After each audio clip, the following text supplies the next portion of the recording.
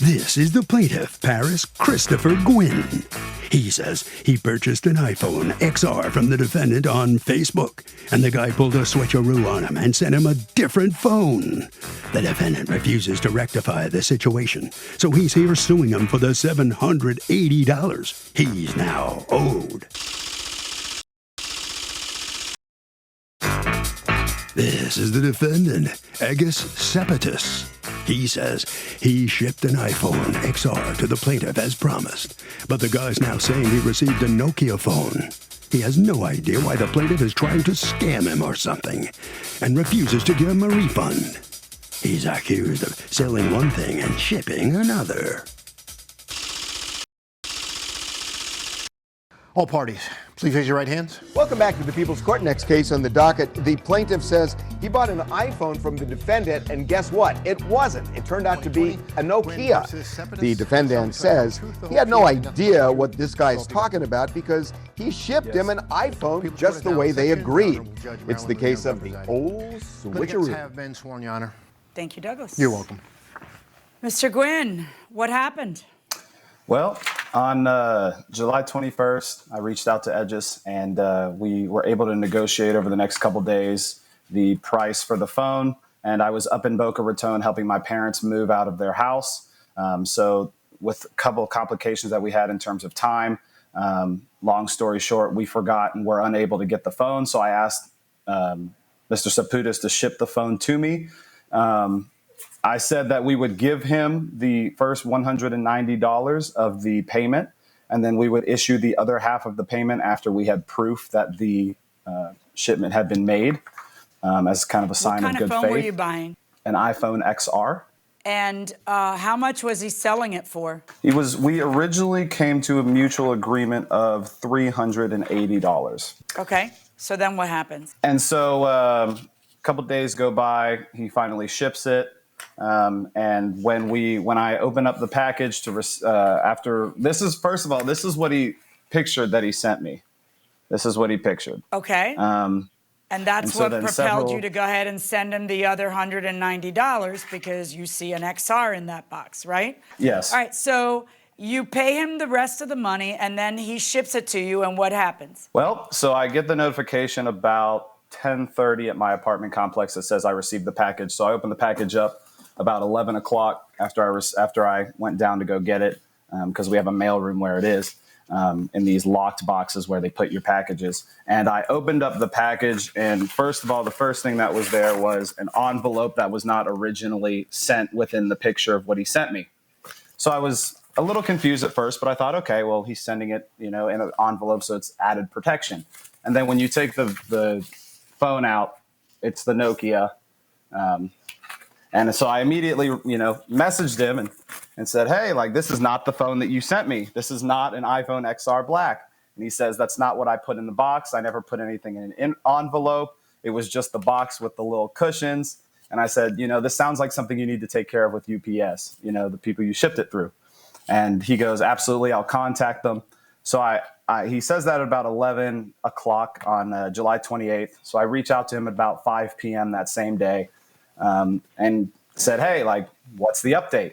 And he says he claims that he files a claim with UPS. And I asked for evidence. I said, hey, here's my email address. Could you send me the claim number, any sort of evidence that you've done that? And he didn't send me a single thing. He ghosts after that. All right, Mr. Saputis, what's going on? Yes, Your Honor. So I did send him the iPhone XR, and so he sent me the rest of the money after I showed him the tracking number of me sending it over. And the issue actually was when I contacted UPS, I chose the cheapest option to ship it out because it was so close and I didn't really think of it much. And so we didn't have insurance on it.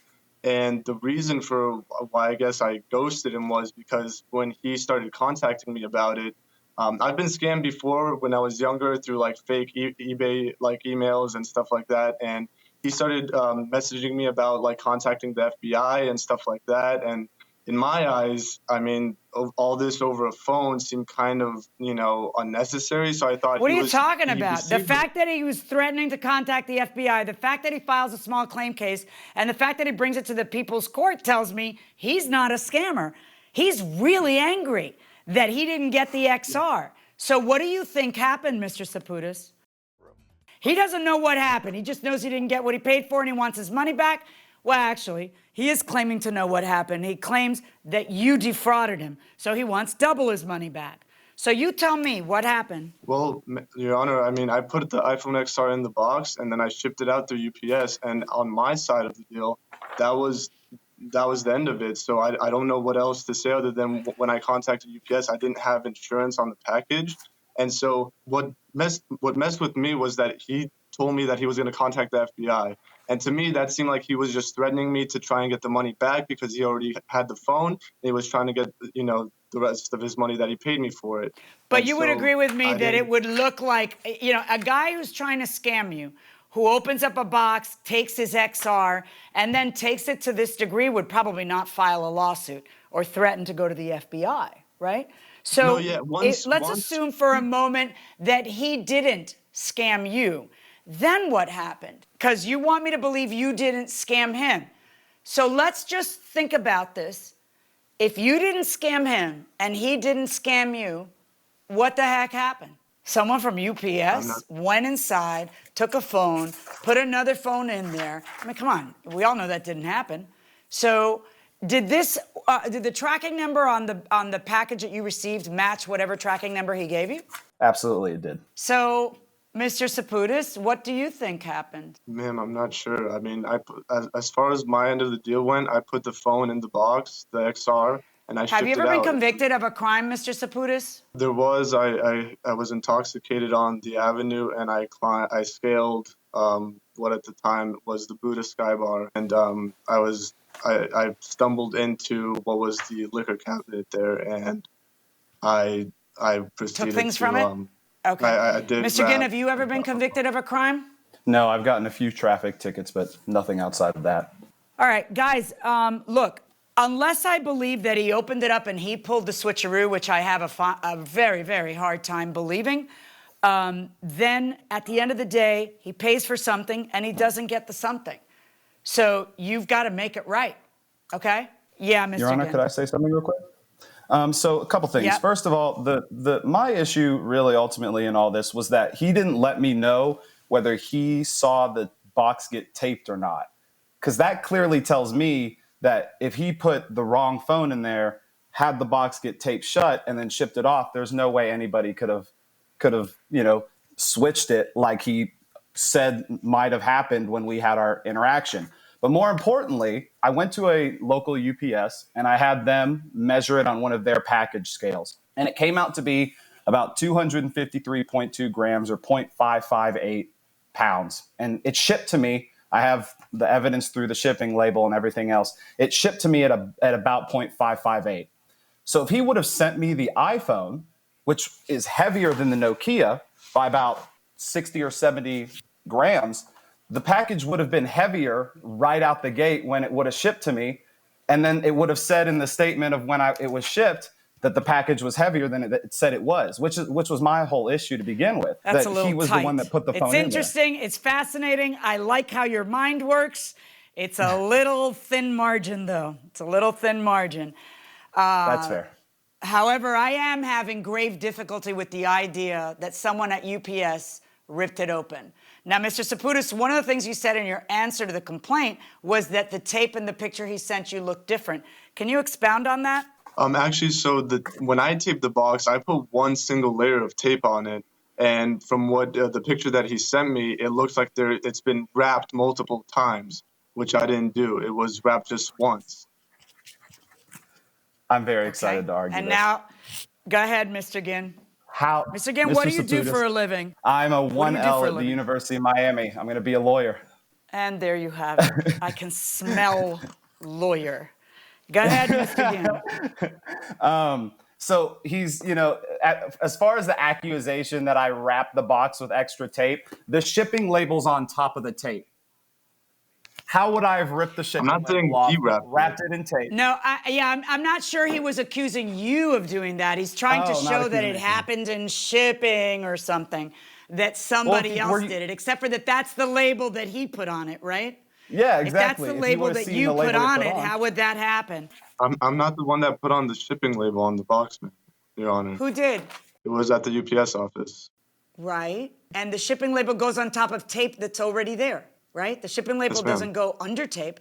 Right. So if you're standing at the UPS office mailing it and the shipping label goes on right in front of you, then that's the tape that was there when you sent it, right? Because the shipping label is intact, right?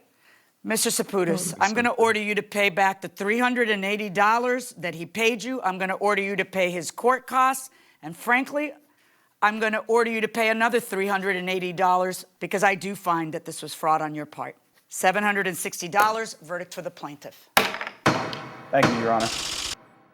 Well, the judge finds for the plaintiff, thinks the defendant is guilty of fraud. Let's see what he has to say. What do you think, Mr. Saputis? I didn't scam him, and it's sad that like I couldn't prove it, but I don't know how else to state my case. So Well, I feel sorry for you, but that's what the judge found, and she decided against you, and you've got to give him back double the cost, really. So it's quite something. Mr. Ginn, let me ask you how you feel about the, you did a lot of work on this case, really. I probably spent about 2 hours putting a little report together, a little brief on everything that happened. And once I was able to kind of poke a lot of holes in some of the theories that or some of the claims he was making, it kind of just came up pretty easily to get this verdict. All right. Well, congratulations. Good for you. Time now for another edition of After the Verdict.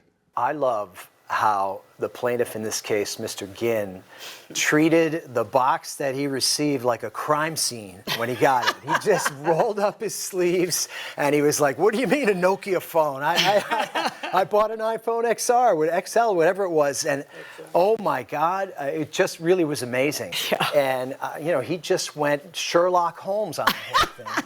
And it was spectacular.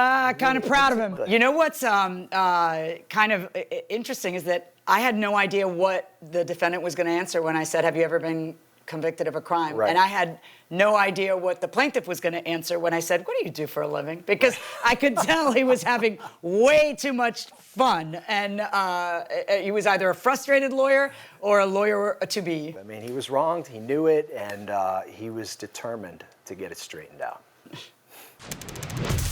Hey, Harvey. I'm a renter, and my car was damaged by the landlord's landscaper, and he won't give me their contact information. Can I make the landlord a third party and sue him because he hired the landscaper? That's a really interesting question and a little bit complicated. I'll explain. If this is an independent contractor that the landlord hired, probably not. However, if you threaten to sue the landlord and say, "Look, if you don't give me the name, you're going to be part of this lawsuit," I have a feeling you're going to get somewhere. That will do it for this case. Litigants for the next case inside the courtroom right now.